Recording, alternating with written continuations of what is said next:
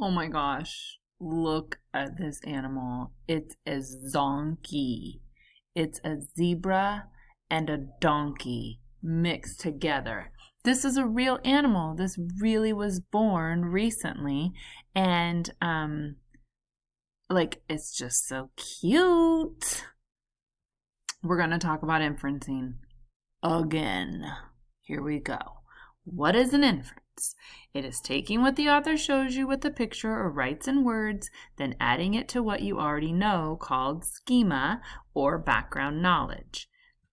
You put those together and make an inference as to what the author is telling you in the story. We do it all the time. You just probably don't know that there's a name to it. It's called an inference. Making an inference. You're going to use the sentence frame, I see and I know so I can infer All right, so this is an old thing. We're going to make an inference as to what this is. I'm looking at it. I don't know if any of you have ever seen one of these. But I'm going to look at the clue then. This helped people talk to each other when they weren't in the same room. I'm going to add to that. It's actually they could talk to people who weren't even in the same house. Do you have an idea? This might be a hard one.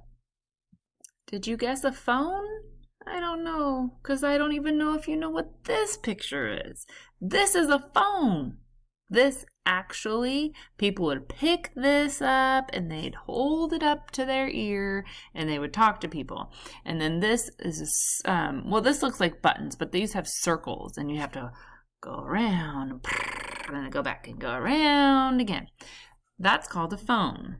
But let me show you what you think of as a phone. Now, these are actually phones.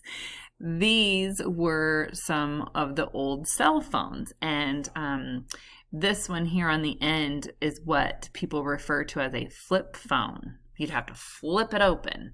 You probably don't remember any of those either. But look at this big phone. Now, when I look at this, the inference is that they have made a lot of differences from the first cell phone to even the flip phone, which now you guys have your iPhones and smartphones, which look totally different. And why would they do that? They would do that because they want to make them better. And so that's an inference. No one tells us that. We just know.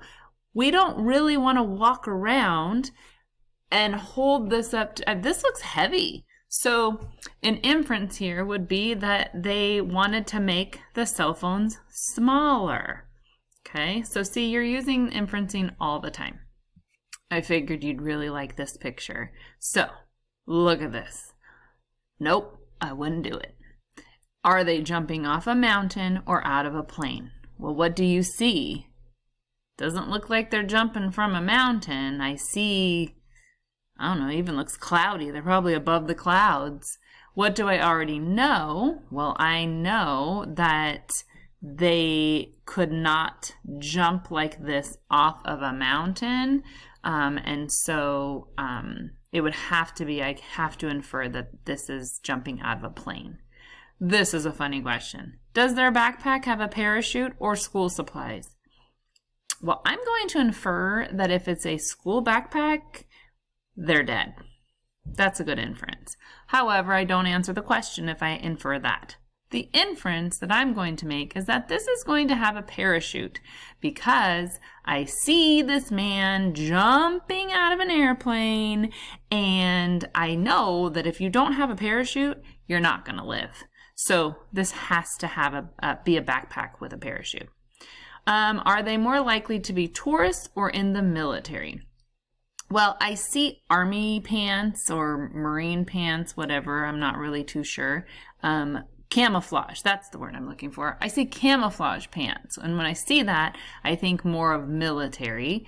I see some big hiking boots on. And so I know that in the military, they do wear camouflage and hiking boots. So I can infer that they are in the military. Tourists can do this too, but based on the clothing, I'm going with this is the military. Again, I would not do that. Okay, this is a funny picture. It's not supposed to be funny, but we always laugh at this one. I mean, this is a problem here, right? Okay, so is it Christmas or Easter? What do you see? I see Easter eggs. And what do I know? Well, I know that Easter eggs come out during Easter and not Christmas time, so I'm going to infer that it is Easter.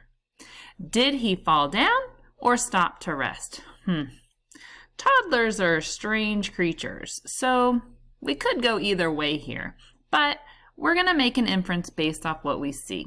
So I see the eggs are all over the place. And actually, can you see the basket? It's tipped sideways. And so I know that if a toddler was going to lay down just to rest, then they're going to sit down. Their basket would still be standing up. Now, if this little boy's having a temper tantrum, that could be it.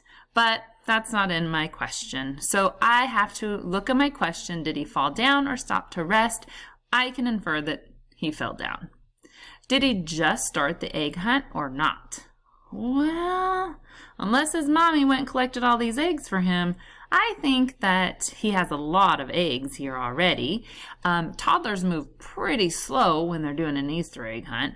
And so I'm going to infer that he did not just start this Easter egg hunt. He's been working at it.